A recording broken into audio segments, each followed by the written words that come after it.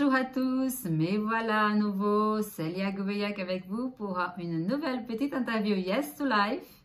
Ce sera la 13e interview aujourd'hui. Je suis avec une âme, cœur merveilleuse, merveilleuse Madeleine, qui est une personne incroyable et qui a accepté de répondre aux petites interviews Yes to Life. Elle va parler un petit peu d'elle et ensuite on va commencer avec les questions. Bienvenue Madeleine. Bienvenue Célia, bienvenue chez toi puisque nous sommes voisines. Tu as juste à traverser le jardin, c'est merveilleux. Et donc je me présente, je suis Madeleine, tout simplement amie de Célia et qui est une personne formidable également, que j'apprécie énormément. Et donc voilà, je suis enseignante, mère de 3 enfants, je les appelle de vieux adultes, non de jeunes vieux. Voilà, et puis être enseignante, ça veut dire qu'on consacre toute sa vie à l'enseignement et qu'on n'arrête jamais. C'est une vocation. Absolument, Voilà. Je suis d'accord avec toi. Être enseignante et maman, mais quel rôle merveilleux. Oui, quelle chance que nous avons. Et grand-mère en plus. Et c'est pas fini, je compte adopter encore. Voilà, donc j'ai invité Magdalena à répondre aux petites questions Yes to Life parce que je pense qu'elle est merveilleuse et elle a beaucoup de belles choses à dire comme toutes les invités de cette petit moment qui devient une habitude maintenant, donc les petites interviews. Et je vais commencer donc Madeleine pour te demander la première question qui concerne la vie, les oui à la vie. Oui. Fais-tu partie de ces personnes qui disent oui à la vie, oui ou non? Comment tu vis dans ce monde avec ces oui ou ces non à la vie? Oui, alors moi je vais commencer à expliquer ce Yes to Life, oui à la vie, par une petite histoire d'un bébé qui est dans le ventre de sa maman et sa maman va accoucher dans la minute qui vient. Et ça y est, il était dans le ventre, il baignait dans la piscine, c'est le liquide amniotique, il était dans le placenta, il était bien, il mangeait de façon très simple, c'est la maman qui lui donne à manger par elle-même sa nourriture, il buvait lui-même l'eau qu'il trouvait, une vie absolument merveilleuse. Parfaite. Et tout d'un coup, la nature dit, on déclenche, et hop, tu sors. Et il n'a pas le droit de rester, il veut rester, mais il peut pas, et c'est ça. Il est embarqué dans la vie et il s'engage dans les voies qu'il faut entreprendre pour sortir du ventre. Et là, il est au monde, il est né. Et donc, que fait-il? La première chose qu'il fait, c'est un cri. Un cri que tout le monde attend. S'il ne crie pas, c'est qu'il y a problème. Et il crie, et là tout le monde dit merveilleux, yes to life. Il est là, il est arrivé. Et ce cri, le premier cri qui fait fonctionner ses poumons et il aspire l'air du monde, c'est ça le yes to life. Il ne le sait pas, mais il est déjà au monde et il a dit oui à la vie. S'il n'avait pas respiré, il n'aurait pas été là. Voilà. Et nous tous, êtres humains, nous avons fait ça, nous avons fait yes to life. Cette grande respiration, cette suffocation, parce que c'est le premier air qui rentre dans nos poumons. Ouais. Et ça y est, nous sommes nés, nous sommes au monde. Et c'est yes to life. Oui à la vie, on n'a pas le choix. Ouais, voilà. C'est magnifique. C'est tellement juste ce que tu dis par rapport à la respiration, étant donné que la respiration, voilà, c'est ce qui nous maintient en vie. Oui. Effectivement, et cette respiration qui rentre pour la première fois dans les poumons de bébé, qui fait mal en réalité, c'est la réalité en fait. Oui. Ça y est, je suis arrivée et voilà. Oui. Et maintenant, il va falloir y aller. Oui. Oui, même s'il ignore encore tout de la vie. Voilà. Parce que tu dis, cette respiration, elle le suffoque et elle lui fait mal. Il doit ressentir une déchirure, mais c'est le yes to life. C'est ce qui va lui donner la vie. Voilà, il n'a pas le choix. Et c'est merveilleux ce cri. Ça me fait penser à une autre petite histoire qui existe sur 2 jumeaux qui sont dans le ventre de la maman. Oui. Il y a un qui dit, ils ont un dialogue entre eux, et un demande à l'autre, est-ce que tu crois qu'après qu'on sortit d'ici, il y aura encore la vie, tu vois? Ou qu'est-ce qu'il y aura une fois qu'on sort du ventre de la maman, tu vois? Oui. Voilà. Et en fait, il y a un qui dit non, moi je vais rester ici. L'autre qui dit non, non, quand tu vas ici, ça sera encore mieux. Et l'autre qui dit je suis pas sûre, je vais peut-être rester ici. Et en fait, il y a cette discussion de se dire, comme on dit aujourd'hui, en vivant sur Terre, après avoir sorti du ventre de la mère, de se dire qu'est-ce qu'il y a après la mort aussi. Exactement, tu vois, ça revient cette histoire, c'est rigolo. Alors mieux vaut sortir et voir le soleil plutôt que rester dans le sombre du ventre. Mais bon, sauf qu'il ignore. Il ignore. Exactement, il ne sait pas. Et ça revient. Il n'a jamais rien connu d'autre. Et ça revient au fait de dire que des fois, il est très pertinent de faire confiance à l'inconnu. Ah oui, l'inconnu, c'est... Ce qu'on ne peut pas toucher, ce qu'on ne peut pas voir. Oui, de se dire, allez. Oui, j'y vais quand même. J'y vais quand même. Oui. Je vais savoir. C'est le frisson, en fait. C'est ça, les oui à la vie aussi. C'est dire, je vais savoir, je vais aller jusqu'au bout, jusqu'à la Mais voilà. oui, le bébé, de toute façon, il sent qu'il est poussé parce que la poche des os est rompue. Il n'a plus trop le choix, mais lui, quelque chose lui dit, il faut que je m'accroche. Parce qu'il souffre. Hein. Oui. Il est attrapé, tiré par les pieds et tout par les sages-femmes, la sage-femme. Et la maman pousse, elle fait tout pour qu'il vive. C'est ça le Yessoulaïf. Ils sont trois, la mère, le bébé et la sage-femme ou l'accoucheur, l'obstétricien. Et c'est un combat. Et le Yessoulaïf arrive. Il est né, tout le monde est heureux. C'est les Yessoulaïf, je dirais, les plus proches. Oui, le plus véridique. Le plus véridique que ça, parce qu'il est dans la matière, vraiment, en quelque sorte. Voilà. Merci, merci. Cela vaut pour les animaux aussi. Mais nous, on parle de nous, là. Les animaux, ils sont, la vie, ils n'ont pas réfléchi, ils sont. Ils ont cette chance-là. Nous avons eu la possibilité du choix, du libre arbitre. Or, les animaux, ils le sont juste et c'est parfait comme ça. C'est parfait, c'est merveilleux. Génial. Bon, prochaine question, ça concerne l'œuvre d'art. Penses-tu, Madeleine, qu'une œuvre d'art peut-elle élever la conscience? Oui, alors moi, ma réponse est tout de suite oui, bien sûr, parce que depuis mon plus jeune âge, j'ai été entourée d'art. Mes parents étaient des gens qui aimaient l'art. Mon père aimait la musique, il avait de la musique andine, de la musique, il avait toutes les musiques du monde. Et donc, nous, ça nous a éveillés à ces musiques. Tous les pays où il avait voyagé en tant que militaire, enfin, tenu les armes à la main aussi, mais il avait ramené des disques et on avait une très belle... on avait tout. Discographie. Donc, il y avait aussi la danse. Il y avait la danse qui allait aussi, donc il y avait beaucoup de joie. Et je pense que sans cet art, mon père n'aurait pas tenu. Sans la musique, il n'aurait pas tenu la guerre. Voilà. Et autre chose, l'art, c'est pour, par exemple, une artiste peintre sculptrice comme toi, enfin tu fais beaucoup de choses, mais c'est surtout l'art, tu plastique et tu sculptes. Eh bien, je pense que c'est un art de vivre et c'est même une obligation de vivre cet art.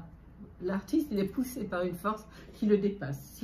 C'est-à-dire que souvent, c'est plus fort que nous. Bon, en tout cas, en parlant de moi, c'est plus fort que moi. Donc,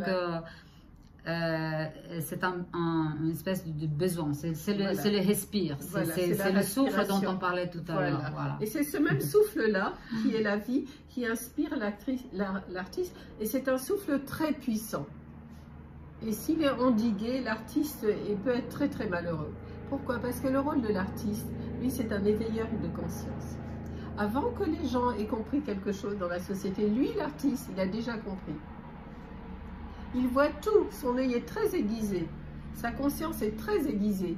Et c'est lui qui est le plus redoutable en tant qu'éveilleur de conscience dans une société. C'est pour ça que les régimes totalitaires les regardent et font tout pour les emprisonner. Parce qu'ils sont des éveilleurs de conscience, ce sont des lumières en fait. Vous voyez? Et c'est très très important l'artiste. Sans artiste, sans art, on ne peut pas vivre. L'être humain est un être tellement multiple que sans art, il ne peut pas vivre. Moi, je le ressens. Regardez, par exemple, vous construisez une très belle maison. Vous avez la maison magnifique de vos rêves, votre femme, vos enfants. Enfin, je dis vous êtes un homme. Vous avez votre femme qui est très belle. Vos enfants sont beaux. Tout est beau. Vous avez bien réussi votre vie. La famille parfaite. La famille parfaite, et vous construisez la maison. Imaginez que vous êtes des gens qui n'avaient jamais été en contact avec l'art. Évidemment, vous aurez la télé, le jacuzzi, la piscine, tout bien décoré, mais il n'y aura pas de tableau remarquable au mur. peut-être que les tableaux seront mal posés. Qu'est-ce que c'est qu'une maison sans tableau? C'est une maison qui ne vit pas. Vous avez juste les murs. Ou alors vous n'aurez pas de piano ou d'instruments de musique. C'est impossible. Une maison sans musique n'est pas une maison. Ou alors vous n'aurez pas de livres dans la bibliothèque que vous aurez vraiment lu. Hein. Il ne faut pas aller prendre des livres fake. Hein, faire la décoration. Livres, voilà, que vous aurez lu. Mais qu'est-ce que c'est que cette maison sans livres? Sans poésie. La poésie, il y a des poèmes qu'on accroche au mur comme ça. Voilà, bon, alors c'est impossible. Ça veut dire que cette maison, vous aurez les murs, mais vous n'aurez pas la vie. Ouais. Ce n'est pas possible. C'est vrai que sans art, ce n'est pas possible. C'est vaste quand même, effectivement, parce qu'on a tous les arts, ils ont chacun son rôle à jouer de façon multiple et variable. Et effectivement, voilà, les gens ils vont s'imprégner de ce qu'ils voient, de ce qu'ils écoutent, de ce qu'ils lisent, etc., etc., etc. Tout à fait. Imaginez un mariage, une célébration, un baptême. Il n'y a pas de musique, il n'y a pas de chanteur. Ce n'est pas possible. Ce n'est pas un mariage, ce n'est pas une fête. L'art est partout, mais on ne s'en rend pas compte en fait. C'est nous qui sommes sensibles à l'art. Merci Madeleine, merci beaucoup. C'est donc continuer à être un phare. Quelquefois, il y a dans certains pays où les régimes sont oppressifs, répressifs, les artistes fuient. Ils ne peuvent pas y vivre. Donc, continue à être cette éveilleuse de conscience. Et pas que les artistes. Hein. Là, de façon générale, les artistes sont les premiers à fuir parce qu'ils ne peuvent plus s'exprimer. Je suis d'accord. Oui, exactement. Eh bien, nous allons pour la troisième question, qui est une question d'actualité. C'est une question qui concerne les mondes d'aujourd'hui, Madeleine, le monde dans lequel on vit, avec beaucoup de bruit en ce qui me concerne, beaucoup de choses qui se passent. Toi, comment tu vis dans ce monde? Comment tu fais pour traverser tout ce qui nous entoure dans notre actualité, par exemple? Oui, alors moi, je crois que c'est toi qui m'as un peu inspirée. Tu m'as dit, tu sais, le bruit du monde, il faut le mettre à distance. Parce que si on se fait trop phagocyter, manger par tout cela, on devient malheureux, en fait.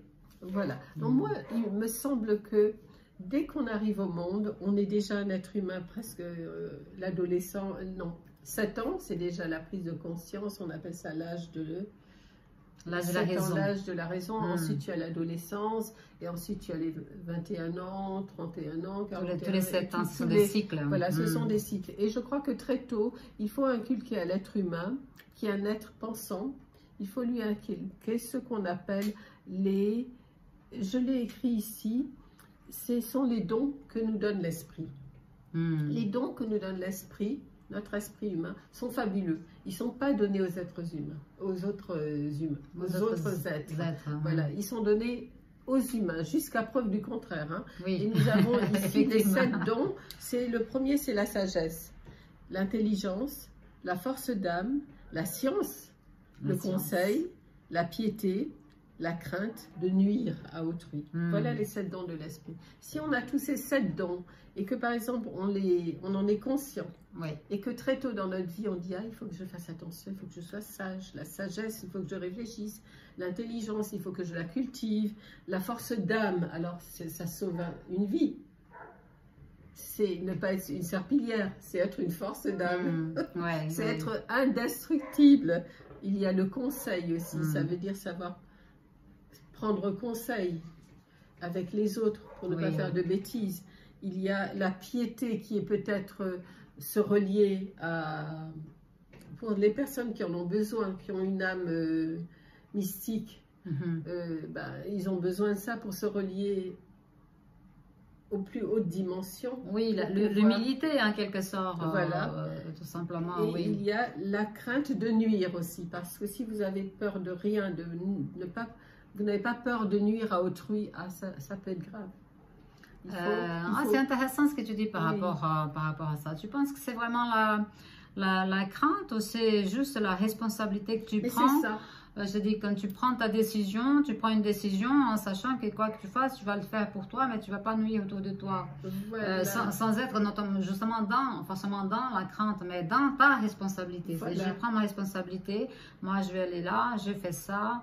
Mon but c'est de faire ça, ça et ça. Mais ce qui est important autour de tout ça, c'est que je puisse ne pas nuire, notamment ce que je vais croiser ou les gens que je vais croiser, etc. C'est-à-dire, c'est la crainte de poser un acte qui pourrait te nuire et nuire à autrui. En fait, c'est une responsabilité. Oui, parce que, ce que tu dis. Parce qu'en fait, le mot crainte, enfin, personnellement, oui, le mot crainte, il est un peu ambigu parce que ça peut aussi t'empêcher d'y aller. Oui. Alors que tu dis, je prends ma responsabilité et j'y vais. Oui. Là, tu traces. Voilà, c'est ça. Alors tu dis, ah, mais j'ai peur de, tu vois, ça peut peut-être te bloquer un peu. Je pense qu'il faut dire simplement prendre ses responsabilités et puis y aller, mais savoir que tu vas pas essayer de ne pas te nuire d'abord à toi et de ne pas nuire à autrui. Exact. Alors là, ça marchera. Tout à fait, je suis d'accord. Et donc, avec ces vertus, ces dons de l'esprit, je pense qu'on peut y arriver. Si on les a, on peut avoir une vie qui nous permette d'aborder toutes ces difficultés en conscience. Sereine. Voilà, et en sachant quel choix on va prendre et qui ne feront pas basculer la société. On combattra pour toujours rester dans la rectitude, dans ce qui est droit, dans ce qui est bon. Ne pas tomber dans le chaos. Oui. Voilà. Oui, c'est ça. C'est de traverser les chaos. Voilà. Être dans le chaos, réussir à les traverser sans tomber dedans. C'est ça que tu veux dire. C'est tout à fait ça. Lorsque, par exemple, on va te parler des vertus cardinales qui font que c'est la base de ta vie morale. Parce que quel être humain peut vivre sans moralité? C'est très difficile. Alors, les vertus cardinales, c'est comme on disait, les 7 dons de l'esprit, c'est pareil. Il y a la force d'âme, la tempérance, savoir se tempérer. C'est excessivement important pour un chef d'État. Se tempérer. Pour tout le monde, je dirais. Oui, et puis encore plus pour un chef d'État. Imagine ne pas tout de suite perdre voilà, les pédales et puis faire n'importe quoi. La tempérance, la force d'âme, être fort dans son âme, pouvoir supporter l'adversité. La notion de justice, dès qu'il n'y a plus de justice, c'est terminé. Il faut absolument qu'on reste dans la justice. Et voilà, c'est tout. La retenue, se retenir d'aller faire des bêtises, d'aller lancer des guerres, d'aller agresser les gens. Tout ça, c'est dans les vertus de l'être humain. Tout à fait. Se retenir, de ne pas être comme une bête sauvage. Et puis aussi la notion d'être aimer l'être humain. Comment on appelle cela? Être en empathie avec les êtres humains. C'est excessivement important. Oui. Voilà. Aimer soi-même et pour aussi pouvoir aimer l'autre. S'aimer soi-même, mais surtout se tourner vers l'autre et puis essayer de l'aider parce que c'est ce qui fait société. Si chacun s'en va de son côté, on ne fait pas société. Il faut qu'on ait de la condescendance, de l'amour, de la charité pour notre prochain. Parce que la société, c'est tous les hommes et les femmes que nous voyons là, ce sont nos prochains. Nous devons les aimer. Oui. Et moi, je pense qu'avec ça, on peut vivre ensemble. Là, rien ne m'inquiète. On pourrait dire que nous sommes un. Oui, voilà, nous sommes un, voilà. Et tout ça, ça fonde une vie morale. Et une fois que tu as cette vie morale, que tu tiens droit dans tes bottes, que tu tiens la boussole et qu'elle te montre le nord, et par déduction, tu sais où est le sud, où est l'est et l'ouest, ta vie est simple. Qu'est-ce que c'est beau, quel beau mot pour finir. Mais je vais te donc grosso modo, est-ce que tu aurais une petite citation, une petite phrase qui viendrait résumer tout ça pour mettre c'est oui à la vie voilà, par rapport à tout ce qu'on a dit, une petite phrase qui vient juste résumer tout ça. Oui, alors il me semble que j'avais une citation ce matin qui me tournait dans la tête. Et qui disait que finalement, je l'oublie, mais il me semble que la vie, c'est tout simplement la vie. Quel est le but de la vie? C'est la vivre, c'est tout. Ah, ben c'est juste, c'est très juste. Quel est le but de la vie? Tout le monde se demande, mais la vie, mais qu'est-ce qu'il faut faire? Le but de la vie, mais c'est de la vivre, c'est tout. C'est de la vivre, je suis tout à fait d'accord avec toi. Et hélas, je dirais qu'il y a énormément de personnes qui qui vivent à côté de leur vie. Oui, C'est-à-dire qui sont assis et en fait ils voient leur vie passer, mais qui ne vivent pas réellement. Donc je trouve que c'est très très juste ce que tu dis. Quel est le but de la vie? Quel est l'objectif de la vie? Mais c'est de la vivre, c'est tout. Voilà. Se lever le matin et puis aussi savoir que la joie, il n'y a pas la notion de bonheur en fait.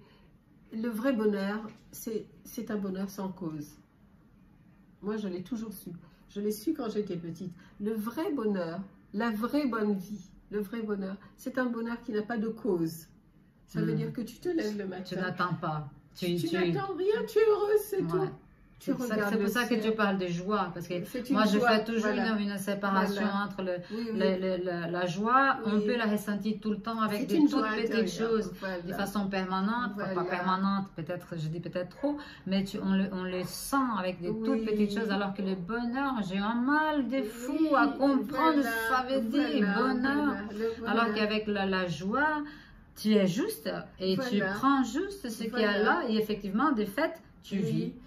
En fait, bonheur et joie sont liés. Ça veut dire que le bonheur, je te dis, le bonheur, c'est une joie, c'est un bonheur sans cause. Le vrai bonheur, c'est un bonheur sans cause. Tu n'as pas besoin d'avoir eu un gros gâteau d'anniversaire, tu n'as pas besoin d'être allé au meilleur concert ou d'avoir pris l'avion pour Los Angeles, je sais pas moi, aller voir les célébrités. Tu as déjà le bonheur là, qu'est-ce que tu vas aller chercher?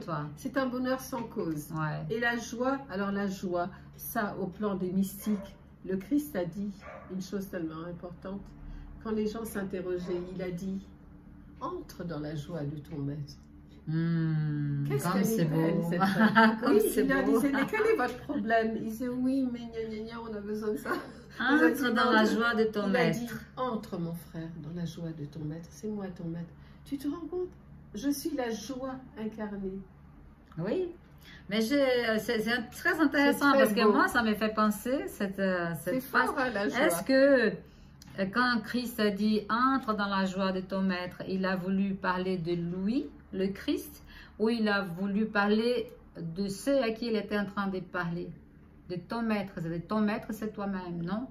Non, parce que vous n'avez pas compris cela. C'était le début. Il a dit: venez, entrez dans la joie de votre maître. Je suis là. Entrez avec moi et vous aurez la joie. Parce que eux, ils étaient encore un peu tièdes, ils ne comprenaient pas beaucoup. Oui, ils n'étaient pas encore suffisamment ouverts pour comprendre. Ils n'étaient pas suffisamment éclairés. Mais il a dit: moi, je suis la lampe, moi, je suis la joie, moi, je suis la source de tout, en fait. Suivez-moi, entrez dans cette joie. Donc, vous n'avez qu'un pas à faire pour venir vers moi. Et c'est toujours d'actualité.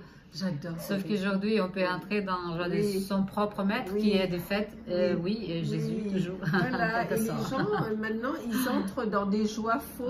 L'amour, la lumière christique, je dirais. Oui, non, mais cette expression me poursuit depuis tellement longtemps. Même si on n'est pas croyant, une personne qui vous dit: rentre dans ma maison, rentre dans ma joie, moi je suis heureuse, viens, je t'invite. Qui pourrait dire non? Bah non. Non. Voilà. On va dire oui. On va dire oui à la vie. On va dire yes to life. Elle est merveilleuse. Et puis la vie, il y a une chose, j'ai une autre situation, c'est qu'elle ne revient jamais en arrière. Remarquez la vie. Elle est une force qui vous pousse, qui vous pousse, qui vous pousse. Une fois qu'on ouvre la porte, faut y aller. Vous ne pouvez pas retourner en arrière. Elle vous dit: vous ne retournerez jamais dans le ventre de votre maman. Ben voilà, on clôture, j'allais le dire, très bien. On clôture avec le début. Donc voilà, une fois que tu sors du ventre, tu ne peux plus rentrer dans le ventre. Donc le chemin, c'est des... It's your life. Voilà. It's your life. Voilà, il faut suivre le chemin. Oui, tout à fait. Très beau. Génial. Ces questions sont très belles et très, très transcendantes, très, très profondes. Et en même temps, beaucoup de légèreté aussi. Parce que la vie, c'est une chose excessivement sérieuse. C'est la chose la plus sérieuse du monde, de l'univers. Mais il faut l'aborder avec beaucoup de légèreté, pas trop de sérieux. Autrement, on devient une personne très ennuyeuse. Je suis d'accord avec ça. Excellent. Merci beaucoup, Madeleine. Merci. Je suis très heureuse de t'avoir entendu. Je n'étais sûre qu'on allait passer un moment super agréable. Ah oui, on passe c'est le toujours cas. des moments merveilleux. Et je te remercie beaucoup pour Oui. ces partages. On vous remercie à tous qui viendront regarder ce petit moment de partage. Et ben, espérons que ça puisse vous inspirer. Je vous remercie énormément. N'hésitez pas à vous abonner si vous avez envie. N'hésitez pas à mettre un petit pouce si vous avez aimé. Laissez un petit message.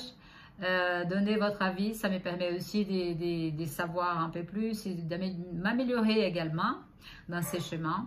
Et ben, je vous dis à très bientôt avec une nouvelle interview. Merci Célia. Et merci à vous. Madeleine. Au revoir. Et yes to life. À nouveau avec Madeleine. On est dans notre petit jardin à côté de la maison où on vient toutes les deux, à peu près tous les jours, promener les chiens. Vénus et Rocky. Voilà, c'était pour finir, compléter l'interview. Je voulais vous montrer un petit peu. Coucou Madeleine. Coucou Célia. Et coucou aux gens qui nous regardent. Voilà. C'est pour compléter un petit peu, pour avoir un petit peu plus. Et voilà, c'est notre jardin secret, le jardin de la Béchade.